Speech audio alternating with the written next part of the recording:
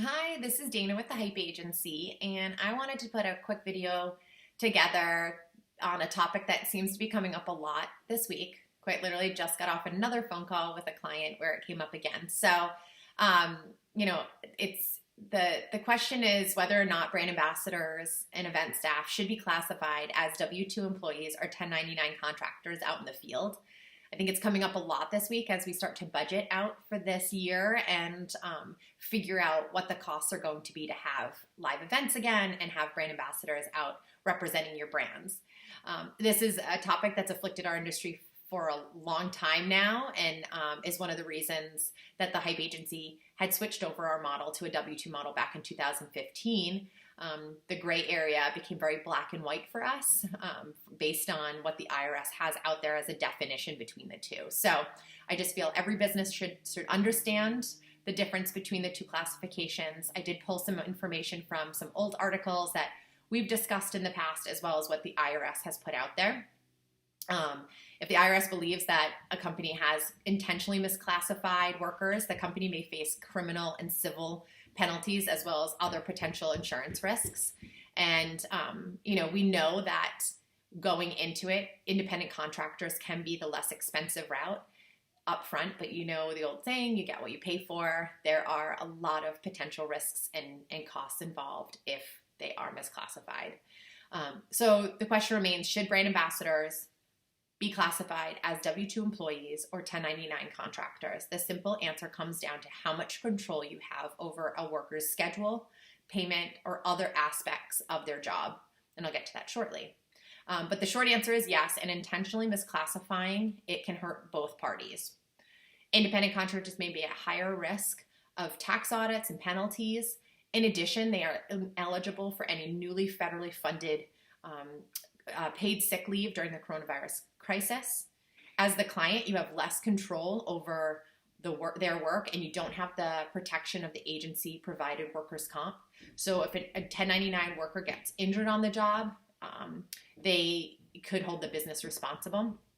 And with coronavirus legal claims up, this is a serious issue. There are additional legal considerations too. While you might be able to fire an employee at will, dismissing an independent contractor for any reason could be a breach of contract.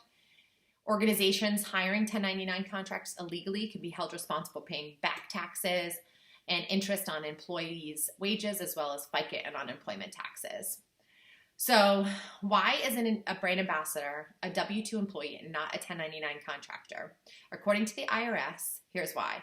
They are expected to communicate with the agency or client as to when they are on the premise and work set hours.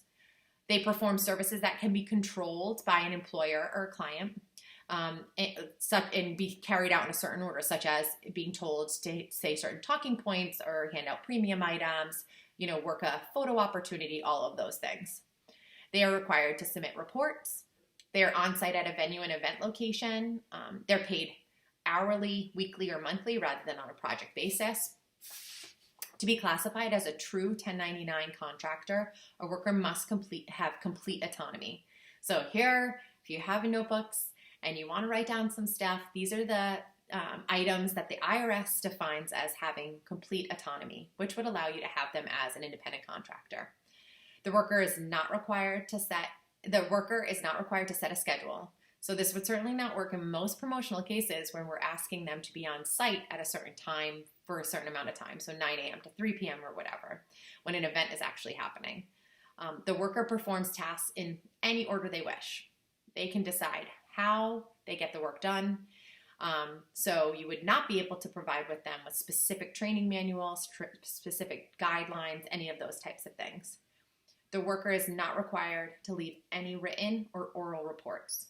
So no recaps, none of those types of things. Work is not performed on the company premise, for example, at a client's retail location. A 1099 worker is paid on a project basis and at the project's completion, not in an hourly or weekly basis. So I know that this is a lot to digest and we may have been misled in the past, but I do think this is the type of information that needs to be out there. It's obvious that saving a little cash on the front end can only cost you more on the long run and is a risk that I'm sure you don't want to take.